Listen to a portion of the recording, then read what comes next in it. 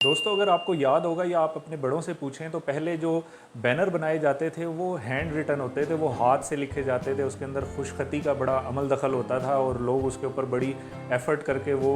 जो स्किल है वो सीखते थे और उसके ज़रिए से वो खूबसूरत किस्म के जो बैनर हैं वो बनाते थे।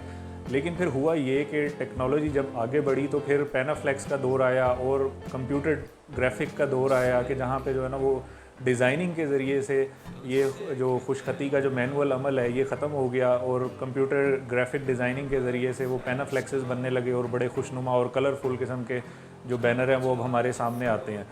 तो यहाँ पे क्या हुआ कि हाथ का सारा काम ख़त्म हो गया। इसी तरीके से हम देखते हैं कि स्पेसिफ़िकली ग्राफिक डिज़ाइनिंग के अंदर भी इनिशियली कोरल ड्रा आया, उसके बाद जो है वो आपका एडोब फ़ोटोशॉप उसने बड़ा काम किया उसने। लेकिन अब हम देखते हैं कि जो कैनवा है, जो कि बेसिकली काफ़ी ज़्यादा उसने अपने अंदर एआई इनेबल फ़ीचर उसने रखे हुए हैं, उसके ज़रिए से कोई भी एक आम फ़हम रखने वाला, कोई सेंस रखने वाला बंदा जो है बड़ी अच्छी पिक्चर्स उसके अंदर वो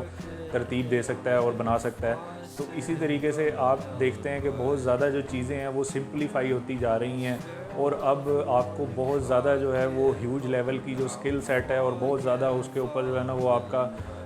कमांड उन चीज़ों के ऊपर ज़रूरत नहीं रही। ज़रूरत इस चीज़ की है कि आपको वो टूल्स पता हों, आपको वो चीज़ें पता हों जो एआई इनेबल्ड हैं, कि जिनको आप इस्तेमाल करके और उसको आप अपने जो टास्क हैं उसको सरअंजाम दे सकें। इसी तरह अब नो कोड प्रोग्रामिंग का भी कॉन्सेप्ट आ गया है कि जहाँ पे आपको किसी किस्म का कोड लिखने की ज़रूरत नहीं है। आप वो एआई इनेबल्ड जो प्रोग्राम है उसके अंदर आप क्या करते हैं कि आप कमांड्स देते हैं और वो आपको जिस जिस तरह की आप कमांड्स दे रहे हैं उसकी बुनियाद के ऊपर, आपकी रिक्वायरमेंट के ऊपर वो पूरे का पूरा आपको सॉफ्टवेयर आपको डिज़ाइन करके दे देता है, आपको वेबसाइट आपको बना के दे देता है। तो यहाँ पे क्या हुआ कि वो जो कोडिंग के ऊपर जो बहुत ज़्यादा आपको अपनी तवानाई सर्व करनी पड़ती थी, बहुत ज़्यादा एक्सपीरियंस चाहिए होता था, उस वो यहाँ पे अभी ख़त्म हुआ। आज जो सिलिकॉन वैली है उसके अंदर जो हाईली जो पेड सैलरीड पर्सनस हैं वो कोई पाइथन इंजीनियर नहीं है। वो कौन है? वो प्रॉम्प्ट इंजीनियर है। वो प्रॉम्प्ट इंजीनियर क्या काम करता है? बेसिकली प्रॉम्प्ट इंजीनियर जो है वो बेसिकली जो एआई इनेबल्ड जो प्रोग्राम्स होते हैं, एआई इनेबल्ड जो टूल्स होते हैं, वो उनके साथ बातचीत करके और उनके ज़रिए से जो है मतलूबा नताइज और मतलूबा जो चीज़ है उसको वो हासिल करने की अहलियत रखता हो, उसको हम प्रॉम्प्ट इंजीनियरिंग और उसको हम प्रॉम्प्ट इंजीनियर कहते हैं। शायद ये प्रॉम्प्ट इंजीनियर का नाम आपने